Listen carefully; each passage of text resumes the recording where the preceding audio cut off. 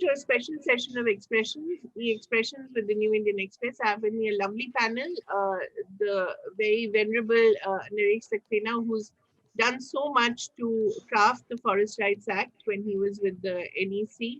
Biswajit Dhar, who's from JNU, he'll give us the sustainable development and the biodiversity aspect.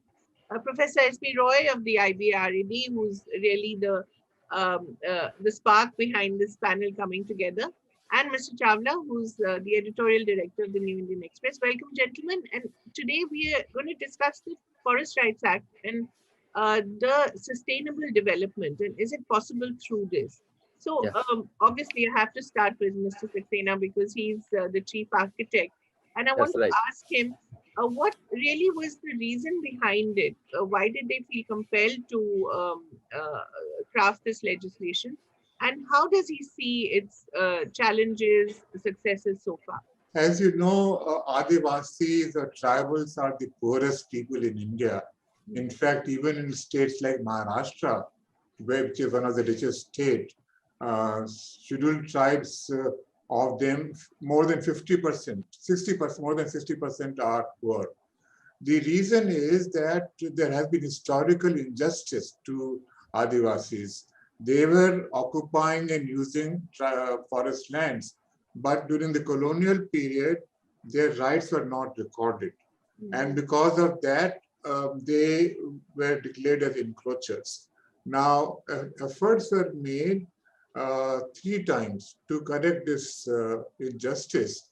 In fact, I was Joint Secretary in the Ministry of Environment and Forests, and we wrote the new forest policy, which said that tribals will have the first charge on forests, and forests will not be used for generating revenue.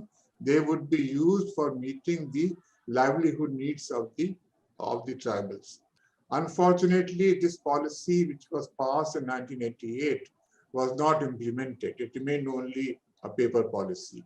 And then in 1996, when I was Secretary of Rural Development, we got a new law passed only for Scheduled 5 areas. Scheduled 5 areas are in central India. Not all districts are Scheduled 5, but some districts are Scheduled 5 areas, where we said that the panchayats and the gram sabhas will have the power and they will own minor forest products. Again, this law was not implemented. Looking at the non-implementation of the policy and the limited law that we had called PESA, as a member of the NSC, we decided to have a new law passed, where we wanted to give powers to the gram sabha. That gram sabha should decide who are the people who are occupying forest lands for generations, but their rights have not been recorded. We also wanted to say that because they are collecting minor forest products, they are also helping in its management and its protection. So therefore, community rights should be given to them so that they can really manage forest lands.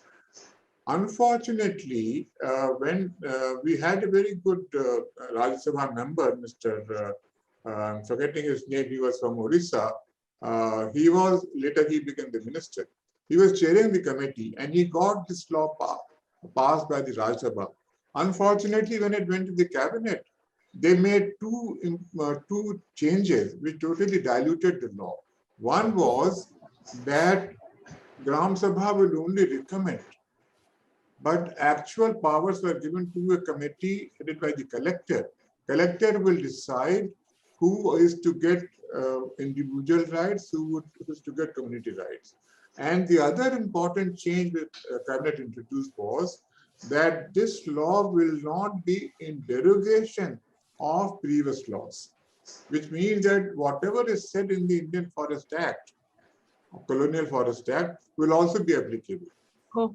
With the result that in the field level, you find that there have been many omissions and this law has not been fully implemented. So far, out of 70 million hectares of forest lands that we have, only about 1.6 million hectares has been distributed to Adivasis for occupation and for their cultivation, and about 3 million hectares has been given under community rights. But there are many, unfortunately, the Ministry of Tribal Affairs does not monitor these programs very well. So we do not know. For instance, Gujarat says that 30% of forest lands has been settled with community rights. It is quite likely that they have not given them the right to manage or to protect forest rights. They have only given rights to use forest lands. As you know, even in the past, the use rights were already given to the people. Right. They were given during the colonial period. Right. But those rights have not been, they have been recorded. So there are all kinds of problems both with individual forest rights and community forest rights, because of which the implementation of the act has been very poor. The state governments are not fully sort of in tune. They do not know, and the Government of India Tribal Affairs Ministry is also weak ministry. They do not monitor. So, so if I may ask quickly, why did the cabinet dilute these two important provisions? Which in a sense, because of the pressure from the Ministry of Environment and Forests. Right. They said that if you give powers to Gram Sabha, then the entire forest will be destroyed, and they will capture, they will use it for, they will cut down all the trees, etc., etc. So give this power to the collector. Right. That's one change. And they said that, look, Indian Forest Act should also, it has many good provisions, and therefore it should also be applicable. So therefore these are the two provisions which have diluted the Indian. Now the Indian Forest Act and this Forest Rights Act must be quite a diversion at many points, right? So who resolves the issue, when there's a conflict? Well, in fact, the conflict has to be resolved by the cabinet. Right. If there is a conflict between the Tribal Affairs Ministry and the Ministry of Environment and Forest, they should go to the cabinet. For instance, I'm chairing a committee these days on this issue. And our viewpoint is that the Forest Rights Act gives powers to Gram Sabha to manage and to protect forest lands. Section 5 very clearly says. But the Ministry of Environment and Forest says that this power is given only for that small area under Section 3(1)(I), where specific powers to manage have been given. Right. So we have 70 million hectares of forest lands. 7 million hectares have been covered under this. But out of those 6 or 7 million hectares, maybe hardly 1 million hectares is covered under Section 3(1)(I). So this dispute whether the Gram Sabha is empowered for the entire forest area or limited forest area has to be resolved by the cabinet. But Ministry of Tribal Affairs feels very weak, and they hesitate in taking it to the cabinet. So they said, okay, I'm appointing a committee under your chairmanship. You suggest this, and then we will take a report to the cabinet. Right, right. Professor Dhar, Biswajit Dhar, may I come to you and ask you really on ground, have you seen any radical difference after the implementation of the Forest Rights Act? Yeah, see, we have, Mr. Saxena talked about, the jurisdictional issues between two ministries, the tribal affairs and the environment and forests, on what rights the tribals and the local communities have on the land and the resources they have been using, traditionally. Now, I'll add another dimension to this, because from this, from the Minister of Environment and Forest, there is another act being implemented, which is the Biodiversity Act. And the Biodiversity Act, it talks about conserving and sustainably using all the biological resources in this country. So there is a huge overlap between what is happening in the Forest Rights Act and the Biodiversity Act. And the Biodiversity Act talks about just not the resources, but also the associated knowledge along with the available with the resources. And it talks about, again, empowering the local communities and, sort of gives the powers to the local communities to manage the resources and have certain amount of control over the use of these resources. So the National Biodiversity, there is a National Biodiversity Authority which manages this Biodiversity Act, and this act is unique because it's a kind of a bottom-up. It's a bottom-up approach, because at the local level there are these biodiversity management committees, and the biodiversity management committees have there are statutory powers, and they again sort of lie alongside the panchayati raj institutions. Yeah. So the biodiversity management committees, which is supposed to be set up at every local level, but that is not very well defined, whether it's a village or the block or whatever, but it's supposed to be set up at a local level. Now, these biodiversity management committees are supposed to actually first take stock of all the resources that are available in that region, in their jurisdiction, and also the local knowledge which is there. Yeah. But what has happened is that until recently, biodiversity management committees were not established. Yeah. And after Supreme Court actually poked them, then in most states the biodiversity management committees have been established. But as Mr. Saxena is talking about, he is seeing Environment Ministry as a stronger ministry as compared to tribal affairs. But when we were when I was in the National Biodiversity Authority, I found that there was the Biotechnology Ministry, which was actually stronger than the Environment Ministry, Right. because that's where the commercial users of bioresources actually belong.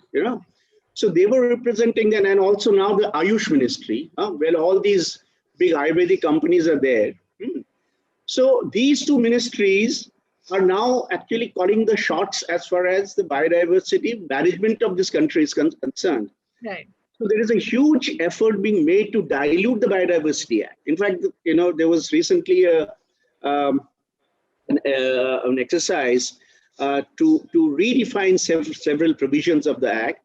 In some places, I think the Act has also been sort of rewritten, but all in the name of facilitating use of bioresources, ignoring the interest of the local communities, because the buzzword today is ease of doing business. Right. So when you talk about ease of doing business, then environment goes out of the window. Environment is no one's baby. Right. So you're only looking at that aspect. So here we have a very strange situation. So you can actually, from what you heard from both Mr. Saxena and there is no system in place. Of course, technically, yes, the cabinet is supposed. So I think I got the gist of Professor Dha's argument. May I bring in Professor Roy here? Yeah. So we clearly have a plethora of legal instruments in place. The problem really now becomes that on the ground there must be tremendous confusion. Do you follow the Forest Rights Act? Do you follow the Indian Forest Act? Do you follow the Biodiversity Act? What to do when commercial exploitation? I think Yeah. it's a fantastic point that you made. So on the ground, really, Professor Roy, what exactly is happening? There seems to be a lot of legal confusion. Yeah. Thank you, Kaveri. Before I start, I will request the story which I like to repeat. Right. During our childhood school days, that 6 blinds were asked to describe an elephant. And how each one describes about the shape and size of the elephant. This happens with the tribal development also. When you ask for development, the tribal ministry will raise some issue. The environment ministry will have their own perspective. Right. The panchayat people, they will ponder on the Gram Sabha. the technology ministry will talk of the technology. The agriculture and the water resource, they will beat their own drum. What is missing over here? That there is a need for consolidated effort to view forest and the tribe as integrated, interdependent body. I will say tribal and the forest are integrated dependent body. They are the natural ecosystem. Even the tribals are also the part of the ecosystem. So I'm very happy to share here today that what Dr. Saxena has mentioned, that earlier forest department and tribal, they were not coming an agreement. Sometime back in the month of September and in the month of October also, Dr. Saxena must be knowing that both the minister discussed together, both the secretary discussed together and agreed that this time we have to implement, and it is taking too much of time. So I would like to refer here, as Kaveri, you mentioned what's the ground reality. I respect Forest Right Act. It has to be implemented in the letter in spirit. It has to be. But the operational plan is not very clear. Each one is beating their own drum. And also, if everyone beats their own musical instrument, there's no orchestra, there's no harmony. It is becoming noise. So for harmony, orchestration is required. So I will mention here, what did we learn? Some places, FRA have been implemented very well, like Odisha, some part of Chhattisgarh, some part of Karnataka, in Maharashtra also, some part. So we have to learn lesson. Wherever it has been successful, what are the factors for success? This is very important. Not that everyone it has failed. Some have done outstanding work. Some places there's a conflict. There are also places we have a mixed learning. That means it's growing and dwindling, growing and dwindling. So I would like to share here that the lessons which we learn from the ground, that as Dr. Saxena has mentioned, Gram Sabha has been given authority. Here the Gram Sabha has given authority. If you go through the act, Gram Sabha has given authority to identify the beneficiary, not decision maker. And instead of right, I mention here, it is more number of responsibility. And the Gram Sabha has given a list of responsibility which is not possible by any Gram Sabha to implement the act the way it has been mentioned. So sustainable use, harvesting. And Dr. Dhar mentioned for sustainable use, in FRA Right Act also it is mentioned that we have to follow the Biological Diversity Act 41.1 about the sustainable use.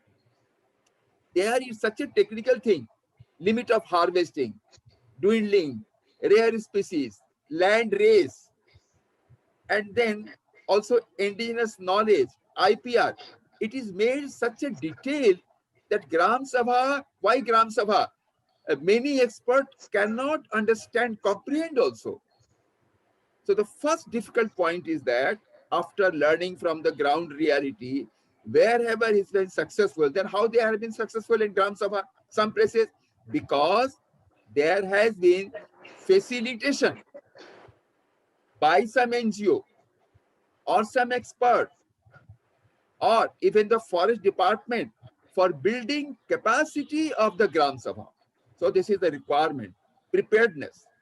Second part of that, once the capacity is made, the Gram Sabha, in the act it is mentioned that one Gram Sabha, while managing the plant, they will be responsible for managing the water regime of the adjoining area. Look at that. I can manage my Gram Sabha. So how my Gram Sabha can the adjoining area? That means somebody of number of Gram Sabha should be able to see the adjoining area, because I will manage my own. The third point is that these are the difficulties, challenges. The first point, lack of competency. Yeah. Second point, too much expectation, technical expectation. The third point, that adjoining by Gram Sabha, there has been some work. Fourth point, it is mentioned the Gram Sabha will form their own committee to seek expertise. Now, where are you going to get expertise in the village of the knowledge of ecosystem, water regime, micro planning, sustainable use? These are the technical things referred in the Act. So in the name of rights, I tell, in the name of rights, it is too many of responsibility. That is the problem. And it has launched without preparedness. So the preparedness is missing. And the last point of the governance. The governance system of human society is such, anywhere, that unless there is a structure, accountability, monitoring, and measure of the outcome, no governance system will function. Even in your organization, if the accountability is not marked, if the monitoring mechanism is not marked, if the action and reward is not marked, even our own governance system does not function. This is the minimum requirement of the governing system. In the Gram Sabha, I can mention such governance system is not spelled out. It's a labyrinth. It's an amorphous body and driven by the political lobby. So the poor tribals, they are carried away by the Act, and it is such a challenging, it is not to be implemented so smoothly. So preparedness, governance, and accountability. These things has to be there on the ground. Right. Mr. Saxena, may I come to you with these points that Professor Roy is raising? Surely all these must have been considered when the Act was formulated. Right. And of course, we've seen the panchayati Raj system in effect for many years now. And it's been quite successful. It has produced new leaders. It has, resolved a lot of issues. So why is the Gram Sabha, which has been in existence now for many years, not been able to grasp the legalities or the technicalities of this Act? Well, in Just I'll interrupt here, both of you. Sure. Sorry, my apologies for you, because I'm getting a little confused on this. It's a very technical subject, because subject is sustainable development, tribal and whatnot. And it connects with tribal forests and whatnot. I want to understand from Mr. Saxena and everybody else, because definition of forest is still confused.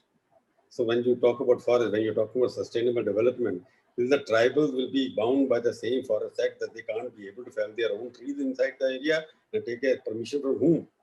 Sustainable development of a tribal land. Because why discrimination between tribal forests and non-tribal forests? There has to be some kind of some justification. I'm the journalist. I'm totally illiterate in this area.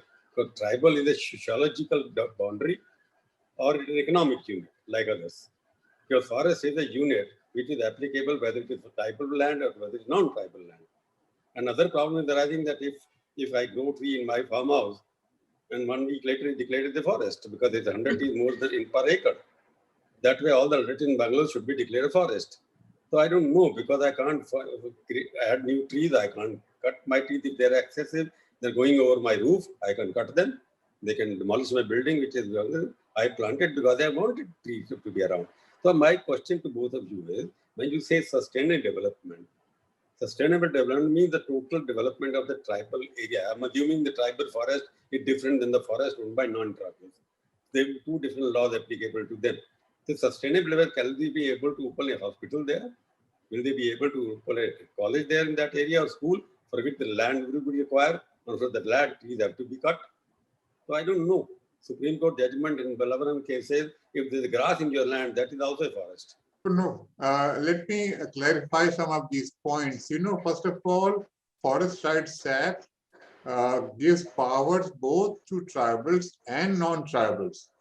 If they are forest dwellers, there is not much distinction. They also have a right to manage or to be given land which was already under the occupation. See, let's not put the entire blame on the forest department. There are many things which can easily be done by the district authorities. For instance, when we have regularized occupation of, say, about 7 million tribal families on forest lands, why don't we try to ensure that its productivity improves by linking it with NREGA? Why don't we ensure that their records, their right is recorded in the land records so that uncertainty is not there? Why don't we also see that the total production of minor forest products increases? After all, even if you give right to management to Gram Sabha or to local communities, unless the entire production of minor forest product increases, it will not help them. And very rightly, as has been pointed out, that biodiversity and livelihoods are interconnected. For instance, earlier, up to about 1990, the general silvicultural practice used to be that you plant the same species of the same age in a given place so that its harvesting becomes easy. So you destroy natural forest, plant teak, so that teak will be then harvested and it will increase revenues.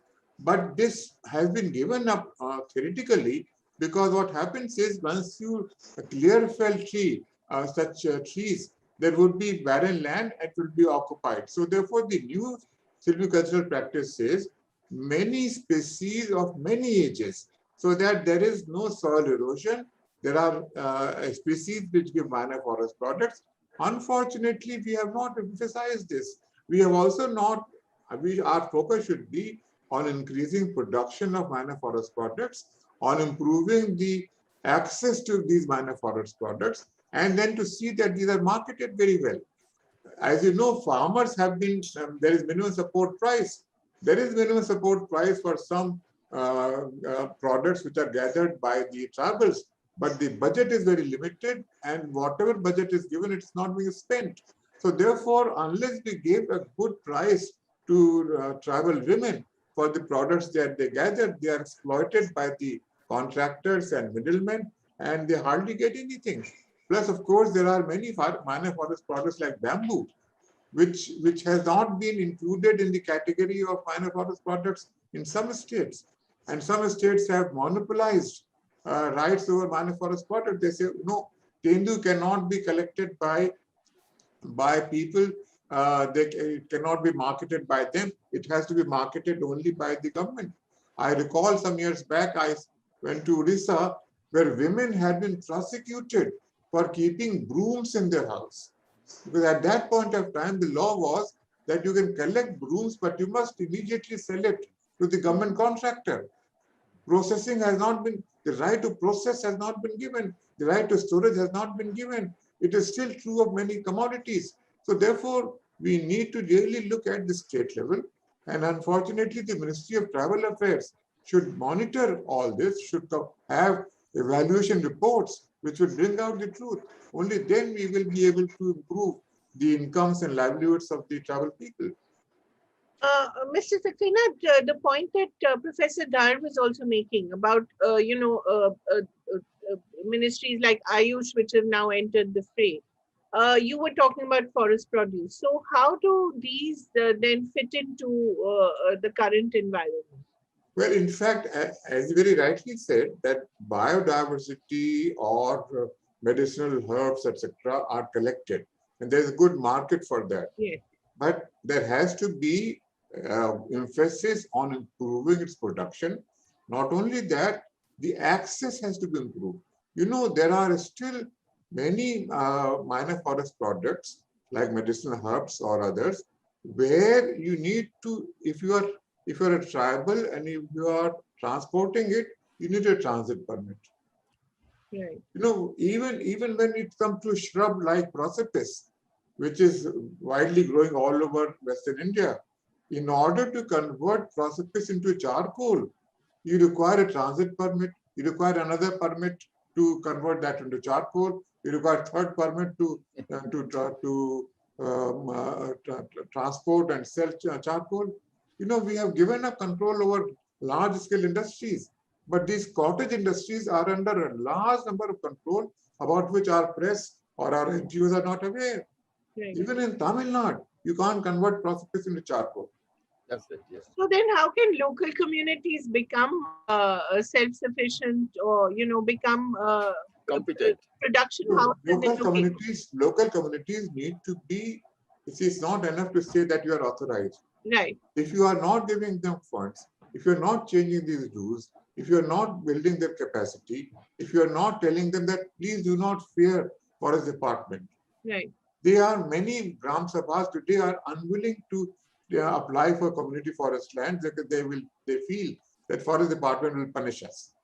So therefore, it is the job of the collector, and collectors need to be, you know, trained in this, and they have to be made responsible, and there has to be proper, reporting by them that how much was the production of, say, whether it is sal seeds or sal leaves. Is it increasing, not increasing? Is mahua produce increasing or not increasing? So that is what we need to see. And also then we have to minimum support price. No one monitors minimum support price for forest products. Right. Hardly some 300, 400 crores is earmarked as opposed to 2 lakh crores for agriculture. Yeah. So 400 crores, even that is not being spent. Right. Right. Professor Dharma, I come to you quickly and ask about these strange anomalies, you know. And it seems a very colonial mindset, isn't it? This fear of the forest official. I presume it's left over from the British Raj because they obviously wanted, you know, to use opium or, you know, all the products that they exported. So what can be done to resolve this? Do we not have enough NGOs, civil society activists who can actually become a bridge between the Gram Sabha and the local communities? So no, I think the real problem is that, you know, you have this the Forest Act, which Mr. Saxena was saying that, you know, it will actually run concurrently with the Tribals Rights Act, and the foresters will never give up their rights, and you know, so they feel that they have a complete control over forests, and like the British Raj did, you know, with the same mindset, they actually control the forests and treat the tribals and whoever, you know, sort of in and around the forest in the same manner. So I know, and in my interaction in the Environment Ministry, you know, since many of the people who used to be looking after those issues relating to biodiversity were also forest officials. You know, one could see the kind of, you know, the mindset, you know, because here you know, there is a contradiction there itself, because the Biodiversity Act is talking about empowering the local communities. Exactly. And here comes the officers who are coming with the mindset of a forester, who are reluctant to actually devolve powers, even when they are supposed to implement that act. Yeah. So there is this reluctance. So unless this mindset, you know, I think that in my view and my experience tells me that the biggest stumbling block is actually the Forest Act, and also, you know, this whole foresters, you know, the whole hierarchy that has been created, and you have this the Forest Service people who go with that mindset. Yeah. So I think they need to be trained, and they have to be told that, look, you are actually working, you are supposed to be working for the local communities, and you know, your job is to actually ensure that the local communities prosper, and then the resources are used in a sustainable manner. Yeah, because the rate at which biodiversity is depleting in this in the world, and also in India. In India, we hardly take stock of the rate at which biodiversity is depleting. It's going to be a very serious problem going forward. So the problem, as I see it, is the following: that we have a number of acts which are talking about benefiting or empowering or sort of uh, um, improving the lot of the local communities. But all these acts are actually running at cross purposes. So you have the panchayati raj institutions which are at one level. You have the biodiversity act which overlaps, and then they have a member of the panchayati raj from the panchayats who's a member of the biodiversity management committees. Then you have the forest dwellers, their rights coming in. So all these acts are there, but there is no coherent system in place which is aimed at benefiting the people for whom these acts are made. Yeah. But these local communities, tribals, non-tribals, there's a definitional problem. Who's a tribal? Who's a non-tribal? All those issues are where do you draw the line? Who is a local community? Because the local community also includes tribals. Yeah. Right. So the problem is that no one is trying to work through this, the different laws which are there, and trying to bring it in harmony, all these laws in harmony, so that the basic purpose of these laws which are benefiting the local communities, that is served. Yeah, I don't think, so what has happened is the different ministries have these acts, they actually they own this act. And the classic problem in this country where everyone works in silos, all these ministries work in silos. So tribal affairs, will look at their act. Environment will look at their act. Within environment, there are two acts which are running. I'll intervene again because my problem which I raised, because I'm reading about it. Yes. We're not able to have a law which defines forest. Supreme Court has given a definition.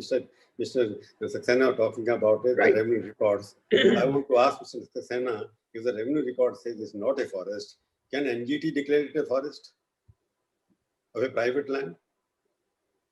In fact, for 40, 50 years, I have given examples of various states. I have run the stories also.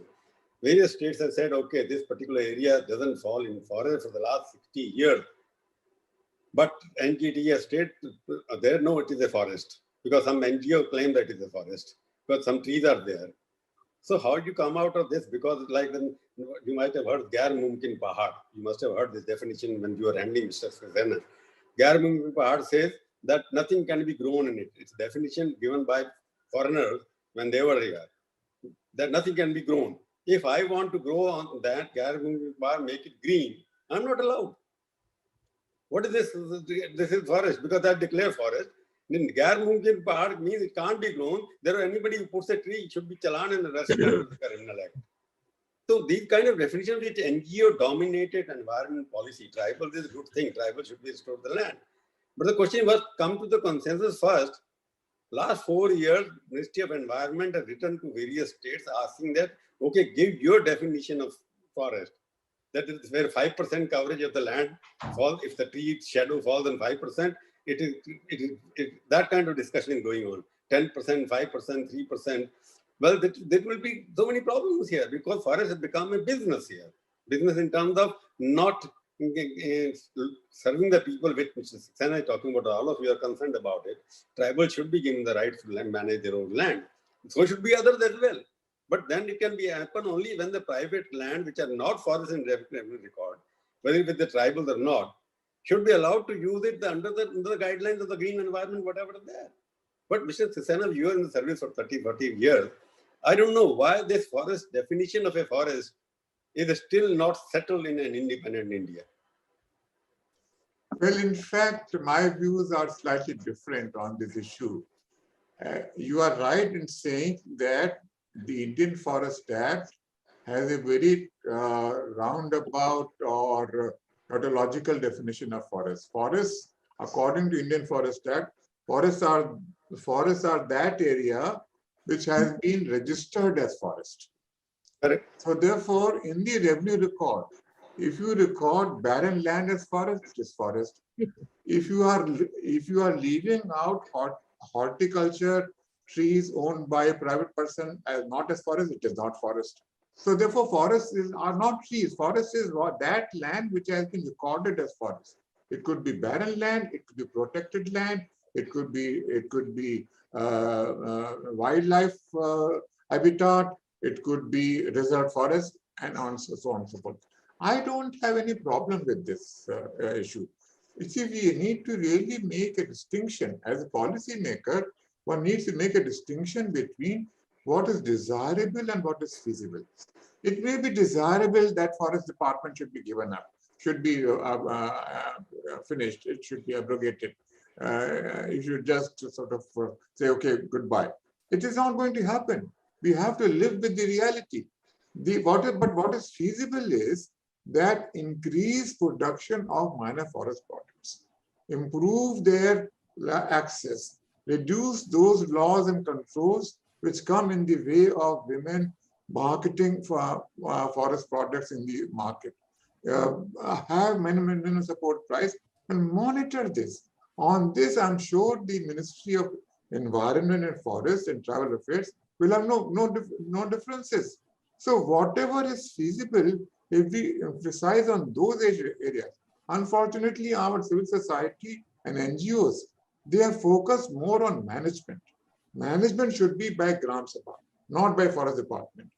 Okay, very desirable, not going to happen. Forest Department will not give up its management. But if they also focus attention on overall production, whether production of current is improving or not, whether production of Bayada is improving or not, whether it is leading to higher incomes, that is not being monitored. So it is the fact, and this is, as I said, when you have more minor forest product, your forest becomes, it is not timber based, it becomes crown based. Then you have to have many species in the same area. It will also lead to biodiversity, it will lead to water conservation, it will reduce soil erosion, plus it will also improve the travelers' incomes, forest dwellers' incomes. So there are these win-win situations, but we have not emphasized. Our civil society, our press, our ministries, our state governments, no one talks about this, no one monitors how much Karanji is being produced, how much Mahua is being produced. That is the whole issue. Right. Since we're coming to the end of the discussion, may I request Professor Dhar and then Professor Roy to give, as Mr. Saxena has given, some idea as to how we can resolve a very complex situation on the ground. There must be some solution. Perhaps we could highlight those. Professor Dhar. In my view, I think we should not actually miss the wood for the trees, in the sense that all these acts, as I mentioned, have a very clear objective of benefiting the local communities. And we do recognize that they are the poorest of the poor, and something needs to be done to improve their lot. Like Mr. Saxena was talking about, we need to record what kind of resources are available. In the same breath, I think it is important that these conservation and sustainable use are the local communities know best how to do that. And so they need to be empowered, and their needs have to be met to the fullest extent, so that they do the job that they have been empowered to do under the laws.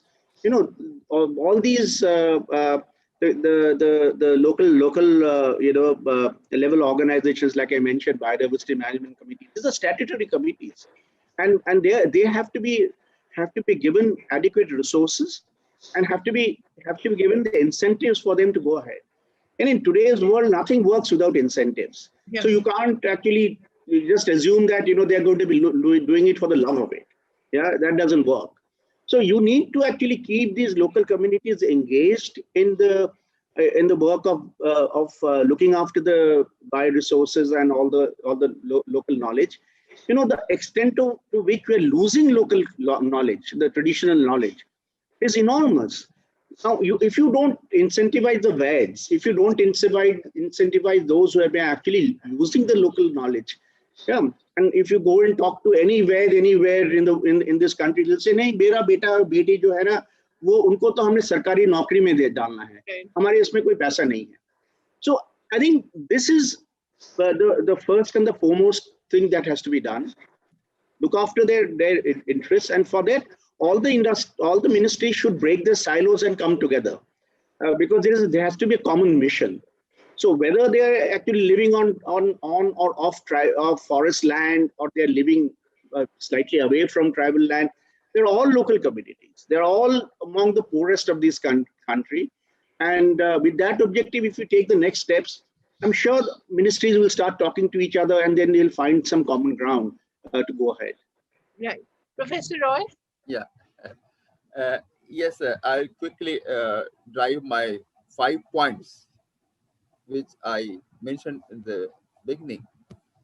The first point, without which we cannot move, that foresters, I mean the forest department official, whoever is there, and the tribal, they should appreciate that forest cannot exist without tribal. The forest department should understand it.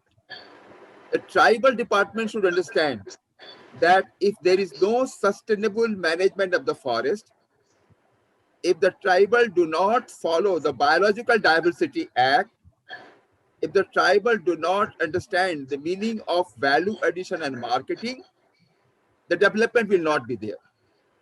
So realization is then, for that, I have mentioned the cultural change of the department, organizational change. This attitudinal change of both the department. We need to have a reform of the department. I will use the word reform of the department to understand the value of sustainability and tribal together. So that is the first requirement. The second point is that since following the act, we cannot go beyond act. Following the act, Gram Sabha is authority to manage his own and also see the adjoining. It is mentioned the word adjoining of water flow, water regime, biological diversity, and the livelihood. So no single Gram Sabha can manage the forest ignoring the adjacent. So my second suggestion is that keeping the group of Gram Sabha who are interdependent, there has to be either at subdivision level or, as Dr. Saxena has mentioned, at the district level, some authority for periodical monitoring of biological diversity, livelihood, and more importantly, for the sustainability. That was the third point of monitoring. The fourth point, Dr. Saxena will appreciate that a movement of joint forest management, at some places has been very successful, if not all. And as per our study, what I'm saying based on my study, as per our study, whichever is Gram Sabha is very successful in implementation of FRA or Biological Diversity Act, there the relationship with the forest department is also very good. So some of the JFM, not all I say, some of the JFM, where it has been working successfully, it has to be recognized that joint forest management has to be appreciated and should be retained because of their endeavor of conservation. I will tell one important point here. In India, many state governments are getting external funding like World Bank, JICA, DFID. There, the term is that you have to involve community. In Odisha, Tripura, it is based on the Joint Forest Management Committee. So if you go for FRA, I want to make it clear. If you go for FRA, ignore JFM, those committee will collapse. Because the funding is based on the collaboration of work. The collaboration is very, very important. And the last point, here, the forest fragmentation has to be avoided. Dr. Saxena and will agree, we were talking, as per the FRA, many individuals are given individual forest, individual. We have studied, hardly some of them are utilizing it 100%. It's lying barren. So there has to be monitoring. Those tribal who are given forest land, how they are managing. In Odisha, we get in some places a very good example of convergence of Narega and other livelihood sources for those tribal who got benefit to support a proper use of the land for livelihood. Otherwise, by handing over land, if government thinks we have done our responsibility, the job is half done. The purpose of sustainability, livelihood lost. So, organizational change of forest department, monitoring for sustainability, building capacity of the Gram Sabha, working with the forest department and management, and those who are given land, post grant of FRA, how they are working. Otherwise, the purpose was not handing over land. Purpose was for sustainable management. That has to be monitored. This is what I want to say. Thank you so much. You see, I have a doctor appointment now. I think they have answered it well. They're all experts. Right. Professor Roy has given a good summation of all the things which are required. Yeah. Good, Doctor. Thank you very much, Mr. Saxena, Professor Roy, Professor Dhar, and Mr. Chawla. It was really an illuminating discussion. Thank you very much. Thank you very much. Thank you very much. Thank you very much. Bye. All the best. Thank you. Thank you.